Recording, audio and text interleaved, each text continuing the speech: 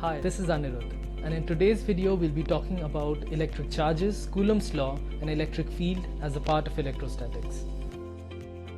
Please do follow us on our Facebook, Instagram, and Telegram channels for your daily dose of math and physics. Let's get started with our JEE problems. First problem of our day, we have this very important question. The 12 charges of charge Q are situated at the corners of a 12-sided polygon of side A. What is the net force on the charge capital Q at the center? Now I'm not going to try to attempt a 12-sided polygon, neither should you. Instead, I'll explain the concept with a simple hexagon. Suppose the same problem was there with a hexagon and you had the equal charges of small q at each of the corners. That means all these charges are equidistant from the central charge capital Q. So equal charges equidistant means the force that each of them exert on this charge will be equal. Now since this is a regular even-sided polygon, that means for every corner there's an opposite corner. So one force on this side cancels out the force on this side. The force because of this and this, they cancel out. Same goes for these two.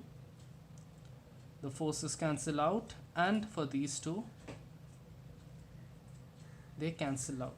So if it's an even-sided polygon, since you have opposing corners, their forces cancel out if all the charges are equal and it's equidistant. So in this case, with all forces cancelled out, we can directly know that the net force is just 0. So this can be solved mentally without the need. Now since this is a hexagon, you can apply the same concept over to any even-sided polygon.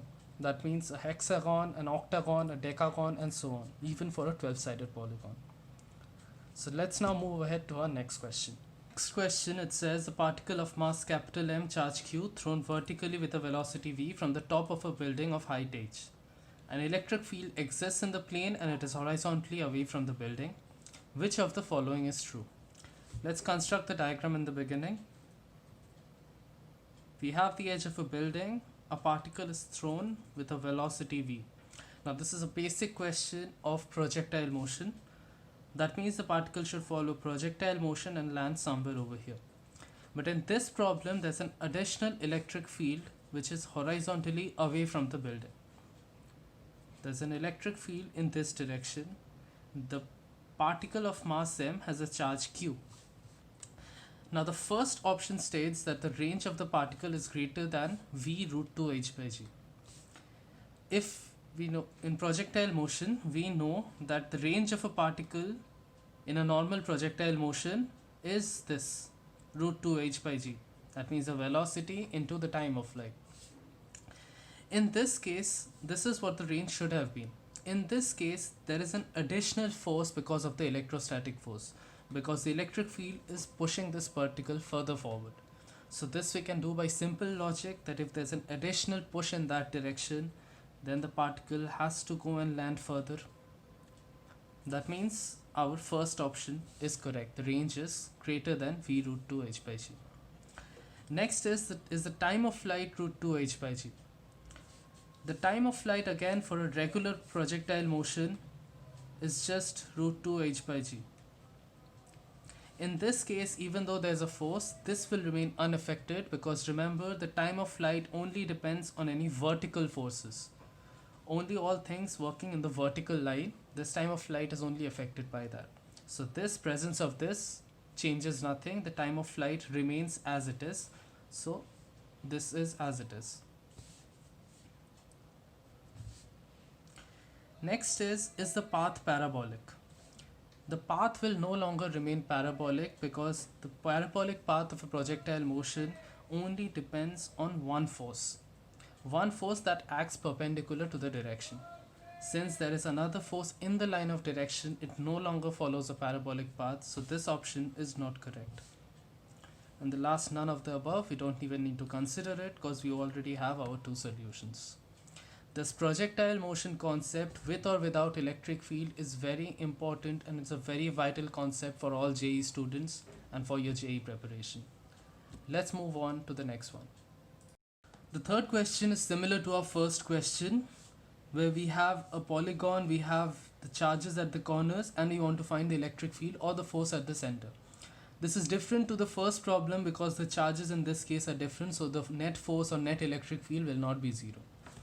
Just like in the first concept, here we have two opposing electric field directions. The 4q pushes in this direction, the 2q pushes in this direction. There's an extra force of 2q from this side in that direction. That means there will be a net force in that direction with an extra charge force of 2q. Now we do not need to find this force. I'll show you why. In this case also, there's the 3q force pushing in that direction and a q force pushing in this direction. The 3q force is greater than the q force by the exact same value of 2q. So that means there's another extra, we'll name this as an electric field. There's an extra 2q electric field in this direction because of this inequality. The inequality is the same. The difference between this and this is 2, and between this and this is also 2. So now we have two equal electric fields, both having the same values. We don't need to find the values. And we know that if we have two perpendicular forces,